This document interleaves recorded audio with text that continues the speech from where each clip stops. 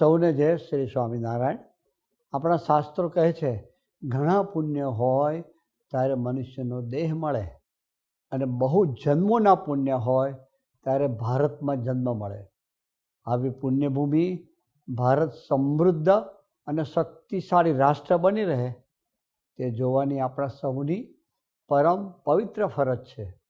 સનાતન ભારતીય સંસ્કૃતિની રક્ષા કરી શકે તેવી સશક્ત તથા સક્ષમ સરકાર બને તેમાં જ રાષ્ટ્રનું હિત સમાયેલું છે અને સૌની ભાવનાને સમજી શકે, વિકાસને વેગ આપી શકે અને ભારત માતાને પરમ વૈભવના શિખરે બિરાજમાન કરે તેવી સરકારને ચૂંટવી એ નાગરિકો માટે યજ્ઞ કાર્ય છે અને સાથે સાથે સાચો નાગરિક ધર્મ પણ છે.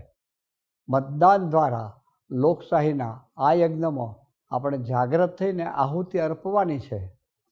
લોકશાહીની સામાન્ય ચૂંટણી તેમજ વિધાનસભાની પેટા ચૂંટણી માટે ગુજરાતમાં તારીખ 7 મે મંગળવારે મતદાન થશે. ત્યારે આપણા દરેક હરિભક્તો લોકશાહીના આ યજ્ઞમાં મતરૂપી આહુતિ અવશ્ય આપે જ.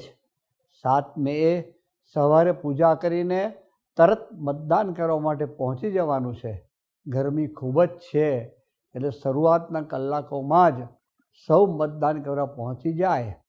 આપણા આત્મીય પરિવારોનું 100% મતદાન થવું જ જોઈએ. સાથે સાથે આપણા પરિવાર, પડોશીઓ, મિત્રો વગેરેને પણ મતદાન કરવા માટે પ્રેરણા આપીએ. સરકાર દ્વારા જનસુખાકારી માટે થયેલા કાર્યોને ધ્યાનમાં રાખીને સૌએ મતદાન કરવાનું છે. અસ્તુ. સૌને જય શ્રી સ્વામિનારાયણ.